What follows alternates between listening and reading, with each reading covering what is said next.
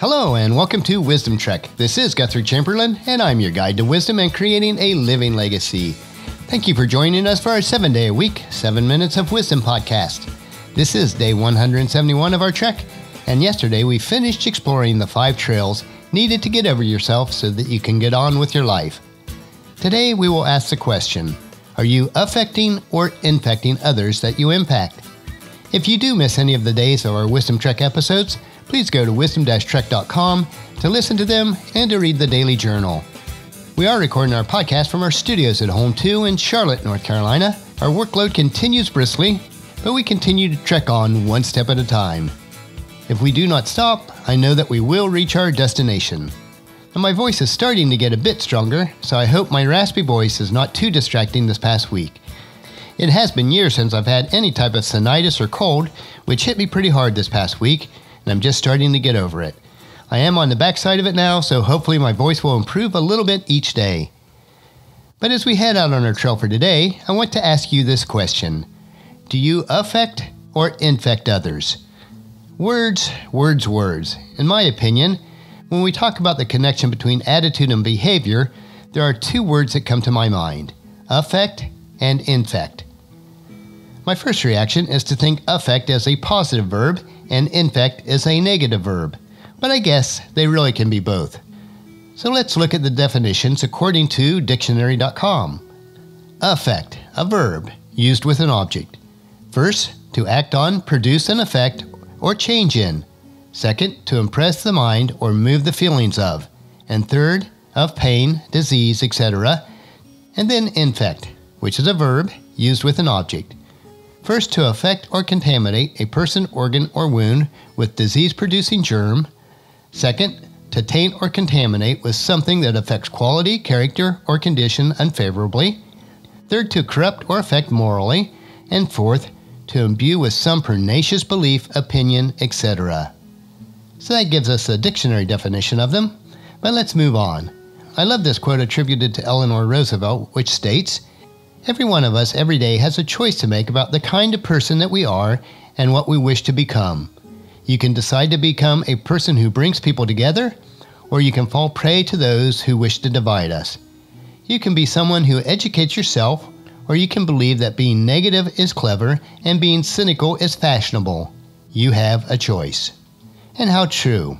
Which one are you? What would your family, friends, and or work colleagues say about you? Now, if you've listened to many episodes of Wisdom Trek or read the daily journals, you've heard me say over and over, attitude is a choice. A split-second choice, 24/7, 365 days a year. We have the power to affect or infect our own lives, a situation, our relationships, and our workplaces in a positive or negative way every day. As we do begin winding down yet another year of ups and downs, triumphs and tragedies, let's take a few moments to be thankful for all the good in our lives rather than focusing on the negative. By making a conscious choice to be a power surge rather than a power drain, we can open ourselves to a positive effect or influence on ourselves and others regardless of the conditions around us. We can even infect our world in a positive way. We can spread the positive attitude virus. Look for the good in others and trust for the right results. How freeing this thinking is. What an uplifting, renewing way to live. And so it is. Life is actually made up of our choices. We are the sum total of them, and if we hold to an attitude of love and thanksgiving for all the good things within our grasp, we may have all the ambitions people long for, which is considered success. What about you? Have you been infected with a disease of a negative attitude and mindset through those you associate with, or because you have not filtered out the garbage that is entering into your mind? If so, fortunately, I have a cure for you today. Gratitude is a vaccine, an antitoxin, an antiseptic. This is a most searching and true diagnosis. Gratitude can be a vaccine that can prevent the invasion of a disgruntled attitude. As antitoxins prevent the disastrous effect of certain poisons and diseases, Thanksgiving destroys the poison of fault-finding and grumbling. When trouble has smitten us, a spirit of thanksgiving is a soothing antiseptic. Frederick Buechner said, "The place God calls you to is the place where your deep gladness and the world's deep hunger meet. Make sure that you feel that place." What a wonderful reminder to take time to think about what God is doing for us. Too often we focus on the horrid things, the evil, the terrorist attacks, the hurricanes, the floods, the devastation, and the famine. But for now, let's prepare our minds for a season of Thanksgiving. Take time every day to verbalize and write all that you're thankful for. Doing so will revitalize your soul. And I have a 3-step process for this revitalization of your soul. First, begin with thanksgiving.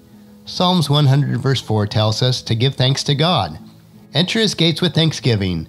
Go into his courts with praise. Give him thanks and praise his name. As we see here, to begin with thanksgiving, to thank him for his patience and forgiveness. Thank him for the privilege of coming into his presence. Thank him for all he has done in and through your life during this last year. Secondly, list what God has done. Write it down. Take time to list what God has done for you. Be very specific. Think of every area of your life that you have been blessed this last year. And third, become still before the Lord. Psalm 46:10, Be still and know that I am God. I will be honored by every nation. I will be honored throughout the world. So here, let's consider who God is. Praise him for his attributes. Rejoice in your fellowship with him and that he delights in fellowship with you. Read passages of Scripture and pray them back to God, and sing to the Lord regardless of your singing abilities. So as Thanksgiving approaches, take time to reflect on all the blessings in your life. Keep in mind the opportunities that you have to change the world through your attitude, your talents, and your gifts. The life lessons that we can learn each day from each other are valuable to everyone that we meet. So encourage your family and friends to join us each day, and then come along with us tomorrow for another day of Wisdom Trek, Creating a Legacy. And between now and Thanksgiving Day, we will focus on how wise it is to be thankful in a series of short and inspiring stories. That will finish our podcast for today. Remember to listen to your daily dose of wisdom each day at wisdom-trek.com, or you can subscribe at any of the social media platforms.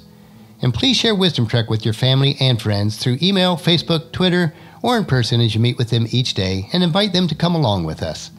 If you would like to be added to our weekly email update for Wisdom Trek, just text the word WISDOM to 44222 on your phone and you'll receive a message asking for your email address.